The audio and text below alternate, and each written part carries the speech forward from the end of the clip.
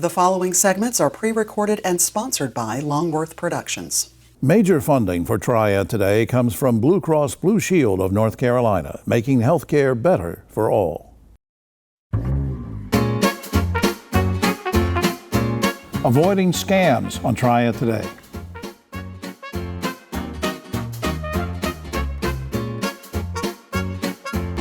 Hello everyone, I'm Jim Longworth and welcome to another edition of Triad Today, coming to you once again from the Kernersville Auto Museum. It is a great place. Hope you'll come out here and visit. We'll tell you more about them later on, and later on is when the roundtable shows up, and we'll get into all sorts of controversial topics with those folks, so stay tuned. Lots to cover for you in this half hour, and where we want to start is covering a very important topic with a very important guy. Our special guest is somebody you've seen many times before, the Honorable Danny Rogers, Sheriff of Guilford County. Welcome back, sir. Thank you. Thank you. I said we want to cover something pretty important. And let's talk about fraud and scams. Now, what are a few common types of fraud that affect the community, Sheriff? Well, the fraud that affect Guilford or any community, I believe, is going to be the fact of people calling and asking for money or taking money that don't belong to them. And especially with the older people, older generation. We have such a older segment of generation of people who don't listen to social media. They stay on television. Everything don't actually get across the television waves like we need to at times. Yeah. I mean, you were talking about older folks, and of course you have to be careful because I'm in my 70s, you know. But I'm sure behind you. Yeah. But so would you say that in general, and I know what you're talking about with older folks like me, but in general, scams can sort of affect anybody, right? It can. It can. We've seen scammers, people have been scammed from early ages, from anywhere from late 20s to early 30s and up. People have a tendency to kind of want to draw off of them. I think they try to draw off their weakness. Yeah. And it's bad because some things you don't know until you begin to start talking to people. Right. And I think what they do is take the phone numbers, just randomly take a phone number and call a person and get to talking to them for a little bit. And then get stuff about their identity and everything else. What initiatives, if any, has the Guilford County Sheriff's Office implemented to sort of prevent frauds and scams? Y'all doing anything? We are. We out in the community. We do a lot of public service announcements. We do our community resource unit is out talking with the community. We do a ton of events, and move out. We do the Citizen Academy, Senior Academy, that we talk about. We use it and talk about the scams and frauds. We want to make sure that people understand that law enforcement will not ask you for money. Okay. So that's one of the things that has been a real hot topic or a getter for people to call, saying they personated themselves as a law enforcement officer, and then, or better yet, they say they're Sheriff Rogers, and I need you to come in, and before you come in, I need you to bring $5,000 with you. Yeah, I had one. I talked to you on the phone one day a week. My wife and I got one about that we were in trouble about not showing up for jury duty, and we needed to send in some money to. I mean, what in the world? People do anything. Is there any way I can sort of identify a potential scammer? I think fast talking. They do a lot of repeating. They try to make sure they threaten you by wanting to cancel accounts, credit card accounts or bank accounts. They do things such as want to make sure that you hear them good, want to make sure that you understand they try to put you in jail if you don't get the debit cards. Really pressuring you. Yeah, a lot of pressure. What do I do? Let's say if I suspect something's going on. Now, is there a certain number I call, or do I get in touch with the sheriff's office, or what happens? You do. First thing you do is hang the phone up with them. Second thing you do is reach out and call your local law enforcement organization and report what was said, what time they called, date and time, and make sure if you have a number, give them the number as well. A lot of times the numbers come back to the sheriff's office. That's weird. I've seen that happen before. Yes. And people think it's legitimate. Yeah, they do. They'll see a number come up they think they recognize. So the best way to report the fraud and scams, get in touch with local law enforcement, whoever, because we cover a big area here in the Piedmont, lots of different sheriff's offices and city police, so do that. I want to put something up on screen. This is a website that will get you directly to the sheriff's office. You can go to GCSONC, GCSONC.com, and I hope you will do that. That will take you directly into Sheriff Rogers' office and his staff that do such a great job. Sheriff, I appreciate it. Thank you so very much. Thank you. We'll see you soon. Thank you. Be right back after this. I am so Why frustrated. can no one help me? Waiting This is isn't a work. nightmare. I think it's Healthcare is broken. At Blue Cross and Blue Shield of North Carolina, we get it. Really? Really. That's why we're making healthcare better for all. Starting with you. Yes, you, Daryl. We're making plans easier to navigate by putting your benefits, prescriptions, and details all in one place. Convinced? No. But it's a start. We'll take it. Blue Cross North Carolina. Making healthcare better for all. Starting with you. Banking is like going for a swim. You don't need all the complicated stuff, but you don't want to feel exposed either. At Truliant, we give you just what you need, so you can manage your money on the go or stop by a branch whenever you need to.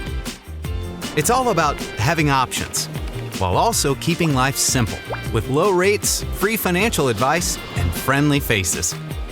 So check out Truliant. We have just what you need.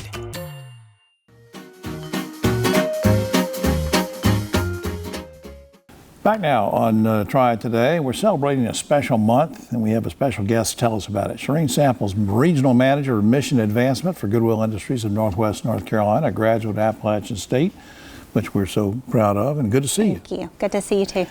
October, as you sent me an email earlier, because I did not know this, I'll confess, until you sent me the email. It says October is National Disability Employment Awareness Month. Now, what is that all about, and why is that important? So, National Disability Employment Awareness Month is a recognized observant to celebrate individuals who have disabilities in the American workforce. And it's cool to note this year because it's the 80th anniversary celebrating. So the organization has been a long time. It's been celebrated for a lot of years. Right.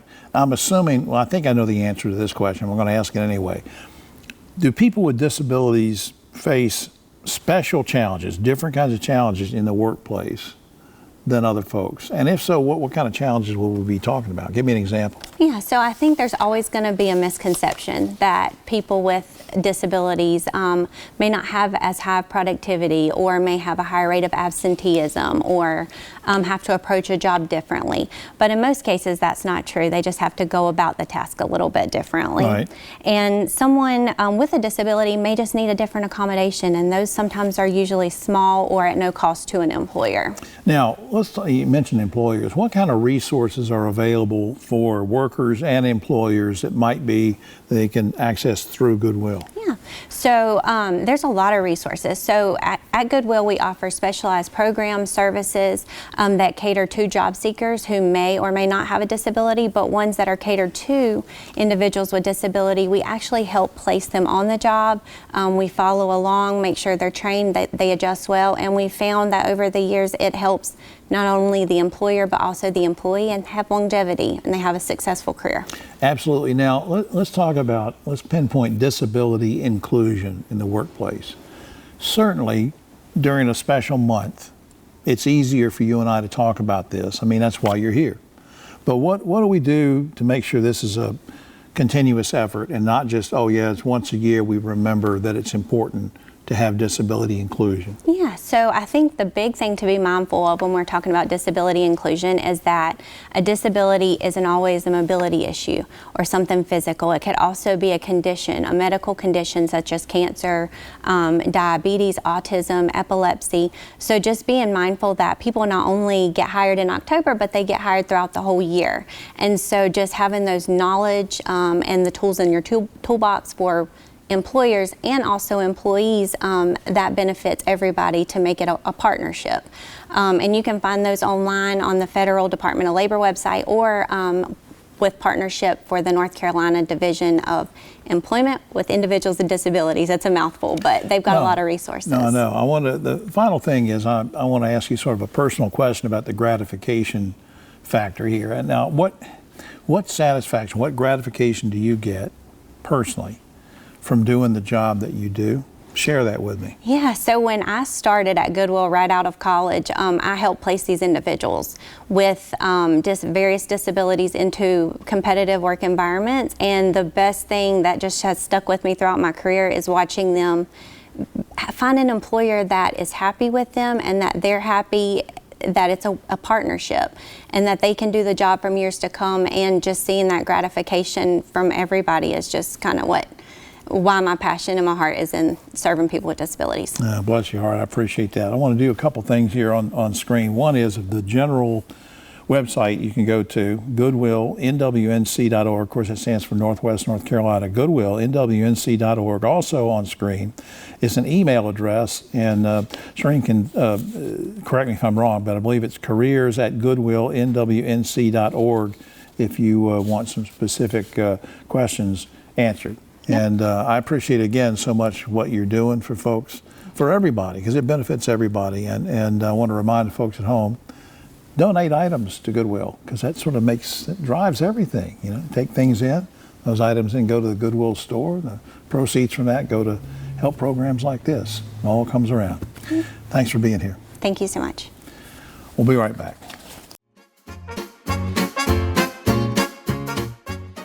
Hi, I'm Jim Longworth, reminding you that Triad Today also airs on GTN Spectrum Channel 13 and streams on WFMY Plus, free on Roku and Amazon Fire. Spartans are the teachers, artists, nurses, scientists, and leaders who build our communities.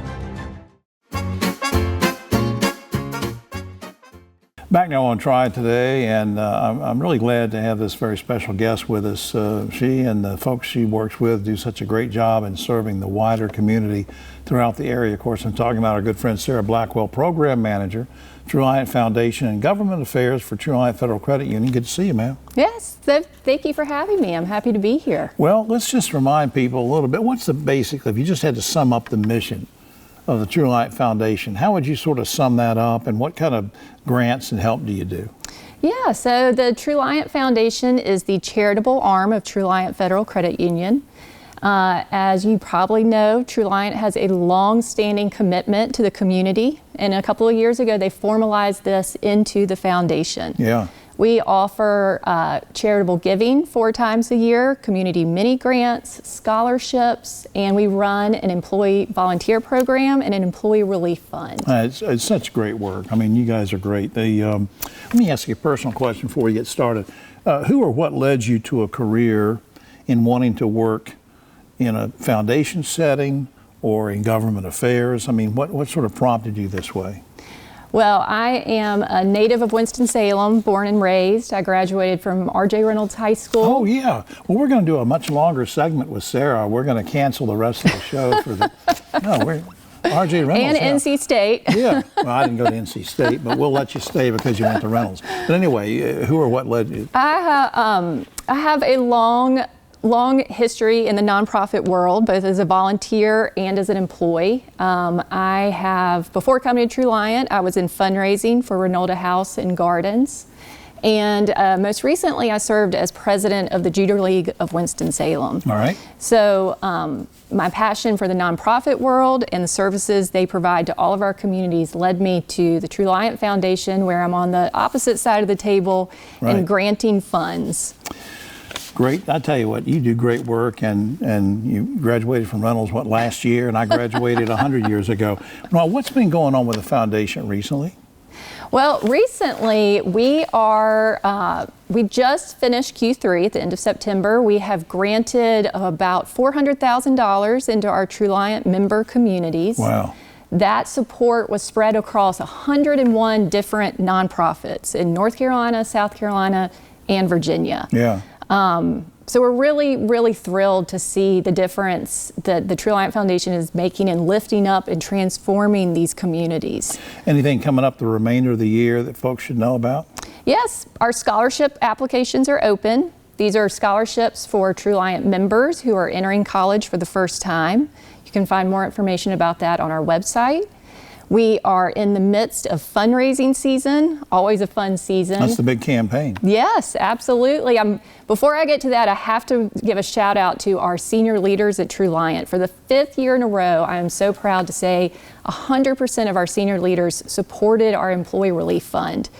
Well, I think That's great. it's a great testament to Truliant and its culture and how it takes care of its people that our senior leaders give of their own money to support that fund. That's great. We are soliciting donations from our other employees with some friendly competition and some great incentives.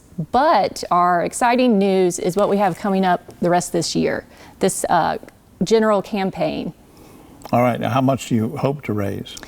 Well, we are going to turn our attention to food insecurity. We have a very generous match from Truliant Federal Credit Union for $50,000. Okay. So we are hoping to raise $50,000 to be able to distribute these funds back into Truliant member communities for to support food insecurity. As you know, this is an ongoing issue. It's a big problem.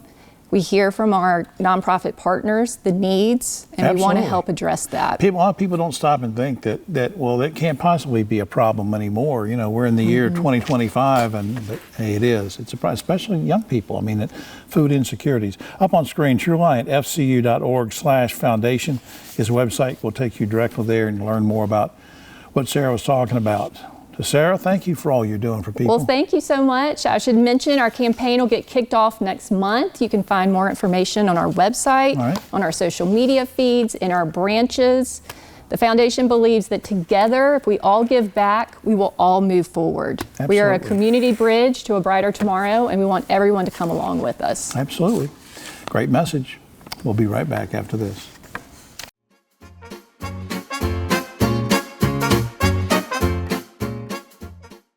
I got free meals. What do you mean? No, seriously, how much did you pay us? I didn't pay anything.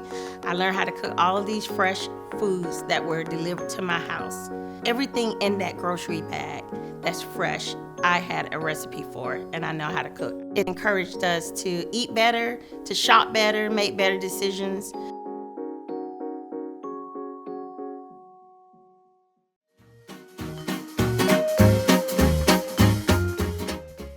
Back now on Triad Today, always good to spend a few minutes with the good folks from Shift Ed who do so much for students all over the area. And we have with us a return visitor to the show, Chris Huntley, of course, Director of Workforce Initiatives for Shift Ed. Good to see you again, sir. Good to see you. Thank you. Man.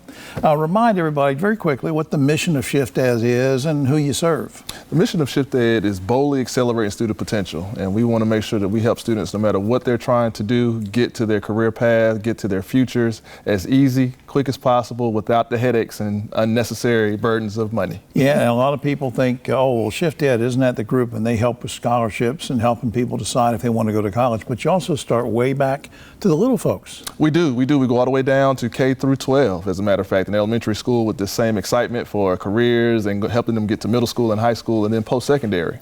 Now, you sent me an email a few days ago saying that we want to talk a little bit about World of Work, an event that's coming up.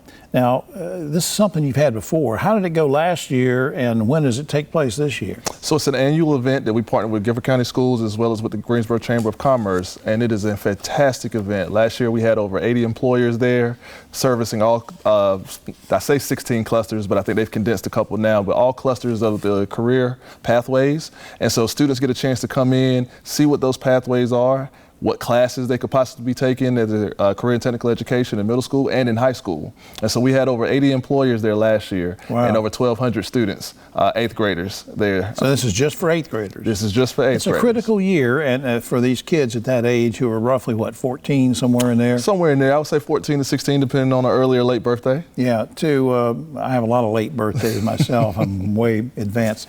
But yeah, this is because 8th graders, that's a critical time for them to really sort of find out what's out there, isn't it? It is, and we help them with that because in 7th grade, they take their U Science assessment. And that is a U Science assessment that allows them to find out their natural aptitudes, and we say gifts that they can bring to these careers. And they look at those aptitudes and then are able to go talk to those particular employers that they have a natural talent to work there. Yeah, and that's a rare opportunity because these folks, they're not going to normally just be able to sit in front of these folks, right? Right. It is a great opportunity. And a lot of times students don't know what they they don't see. And so our hope is letting them see these different employers now allows them to think about what high schools that I mentioned with the choice showcase that's coming up this evening. Right. They get a chance to see what these different schools and pathways offer, but they also get a chance to start planning for possible work-based learning opportunities as well as job shadowing opportunities, things that they would have never thought about. All right, somebody's watching this right now. They say, well, Chris, that sounds great, but I don't have an 8th grader in school. And well, why is this event so important to everybody? It's important to everybody because as director of workforce, talking to these employers, they're needing the talent. And so a lot of times we were waiting for the talent to come to us. Yeah. And I think now people are starting to realize that we have to get in front of these students earlier and more importantly, let them know what's here in their backyard. Yeah, because, you know, and I know you, like me, you like sports and everything. You hear all about, oh, who's recruiting who's recruiting this high school person to come to college, who's recruiting. Well, I mean, look, it shouldn't be any different. It ought to be more important to recruit students to be good people, right? Absolutely. And employees. Yes. Future employees. And I want to say real quick that it's not all about going to college anymore either. Right. There are students who are graduating with credentials and certifications earning upwards of $60,000, things that a 4-year degree used to do decades ago. Yeah, it all works. Now, very quickly, can local businesses still sign up to get involved, or have you got your maximum? No, yes. Local businesses, please sign up. Please sign up. Contact me, Chris at shift-ed.org. We want every cluster represented. So everything from finance to manufacturing to you name it. Marketing, management, we want it. So please contact me. Up on screen, I want to make sure we reiterate this again, even though it's just for 8th graders. I want parents, I want students of all ages to know what's going on with this thing. And also businesses, as Chris said, can sign up. It's World of Work, Tuesday, November 18th at First Horizon Coliseum. You can go to the main website for more information, which is shift-ed.org, or, as Chris said, you can email him, chris@shift-ed.org. Either way would work. And I really appreciate what you're doing. Thank you. Thank you. Come back and see us, will you? Yes, sir. We'll do. All right, Chris. We'll be right back after this.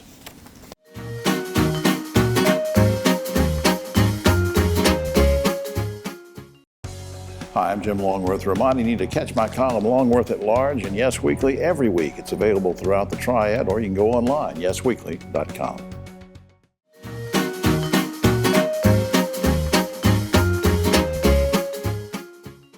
Major funding for Triad Today comes from Blue Cross Blue Shield of North Carolina, making healthcare better for all.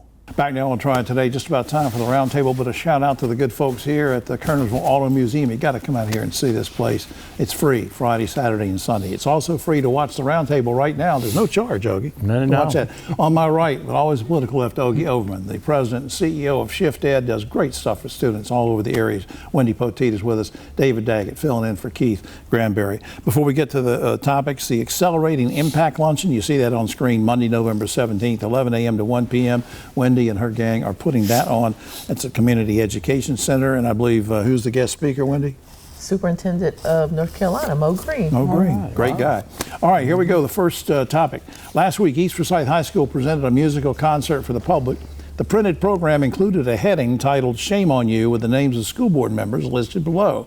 It was because they were blaming the school board for laying off hundreds of employees. Here's the question. Should students, teachers, and administrators at East Forsyth be suspended or commended for publicly criticizing the school board? Ogie. Bravo. Bravo to those kids, the future leaders of America. You're okay Way with to that? go. I'm absolutely okay. Wendy? I think it's great for them to have a voice and use their First Amendment right. I think it's super. I'm not sure they should be commended, but I don't think they should be disciplined for it either. That is the free marketplace of free speech, and glad to see it happen. All right. Earlier this month, Homeland Security Chief Kristi Noem ordered airports to play a video of her blaming Democrats for the government shutdown. Most airports, like PTI, do not even have the capability to play such a video. But the question is this: should local airports be required by the federal government to display videos containing a political message? Okay. Well, no. First of all, I think they should have a video of her shooting her dog. Yeah. That's what they need. She's crazy. Yeah. Wendy. I don't think they should have to show political messages from either side of From the aisle. anybody. From anybody. Yeah. TSA technically could put their own video monitor in there and show it. That's what they're doing in some areas, because that part of their deal is controlled by the feds. David. My opinion on this is that not only should they not be able to put partisan videos in public facilities, they should not be allowed to, even if the facility wanted it. That's not right. That's not what we're about. Absolutely. All right, guys, into politics now. We know that next year, anybody's going to be running for office, especially all 14 congressional seats will be up. Currently, because of gerrymandering, the Republicans hold 10 of 14 seats. The GOP has now drawn a new district, so they'll probably hold 11 seats to the Republican 3, unless, and this is my question, unaffiliated voters now outnumber each of the major parties, not together, but each. They're the leading voting group, unaffiliated. Guys and gals, do you have any hope that independent, unaffiliated voters will show up next year and either thwart or uphold the GOP scam? Ogie. Well, I do have a glimmer of hope. Most unaffiliated do break toward Democrats by not a big margin, but that could mean a difference. But, well, don't let me get started. Wendy. I think it's going to be all predicated on voter turnout and what you see at the polls. I think we have the ability to make change, but we have to show up to do that. Regardless of the district lines. Yeah, David. Yeah, I think the unaffiliated voters, yes, I've seen the percentages. I think that can be a little bit misleading because a lot of the unaffiliated people are actually what we called our old moderates, and most of them are on one side of the fence or the other. They're not really all in the middle. Yeah. And I still think this redistricting is harmful, not right, and makes a difference. All right, speaking of elections, longtime Rockingham Sheriff Sam Page is challenging longtime State Senator Phil Berger in the Republican primary next year to be state senator. Page is ahead in the polls, the private polls, so Berger has already spent over $1 million in Triad negative TV ads already. Who wins this nomination, Page or Berger? Ogie. Not only that, but I get a flyer in the mail about every day, and a lot of them don't even mention Berger. One of them's got BJ's picture on it. I mean, no telling how much he's spent for that. I still think Sam Page is going to win. $1.2 million is the Triad TV station so far they've spent. Wendy. I think it's going to boil down to personal preference about who gets the seat, but it's also an argument for term limits. Yeah. It's also an argument. And of course, this is the GOP nomination we're talking about. David. I don't know a whole lot about Sam Page. Of course, I know who he is and what he does. These negative ads, quite frankly, have offended me, and they make me more likely to favor him. I think it's going to be interesting to see how this one comes out. All right, finally, an increasing number of massage parlors, legitimate massage parlors, are installing AI-powered robotic arms that can give you a 1-hour massage for $99. Guys and gals, would you pay to be massaged by robotic hands? I've got friends who will give me a nice massage for less than that. I'm sure you do. Wendy. I'm going to stick with the human touch. It scares me to think about trying to relax and the hands glitch and go to chiropractor mode or something. David. I'm going to let Ogie come over here and rub my shoulders a little bit. No robots for you. No robots. All right, well, that's all the time we have. Oh, except for this, the IRS has reminded us last week that now you can get a huge tax break if you use your pets for breeding purposes. Now, Pam and I have 3 large male dogs, and I can tell you they're all excited about this upcoming deduction. Did you get that? I got it. For all of us here at Triad Today, I'm Jim Longworth. We'll see you next week.